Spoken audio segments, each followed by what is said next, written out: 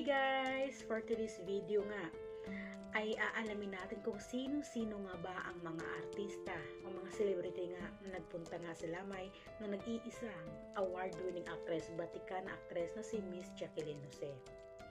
Ito nga si Dingdong Dantes guys ay nagpunta nga siya sa Lamay ni Miss Jacqueline Jose at syempre sa mga hindi po nakakaalam, iisa lang po ang management ni Miss Jacqueline Jose at ni Dingdong Dantes at ilan pang mga celebrity, kaya syempre nakasama na rin ng mga artista na ito ang nag-iisang Miss Jacqueline Jose. At sunod naman dito guys ay walang iba kundi ang emotional talaga at nalungkot at umiyak talaga sa pagpanaw nga ni Miss Jacqueline Jose, kundi ang nag-iisang Kylie Padilla.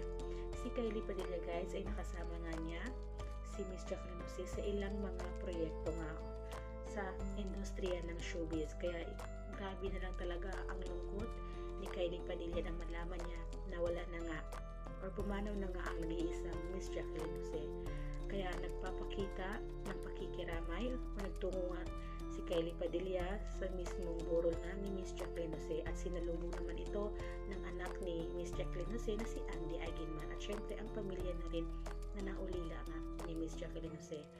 At dito ay nagkayakap nga si Andy Aguinman at si Kylie Padilla. Talagang kitang-kita natin at ramdam na ramdam natin ang kalungkutan at ang pakikiramay na ito ni Kylie Padilla para nga sa naulilang pamilya ni Miss Jacqueline Jose.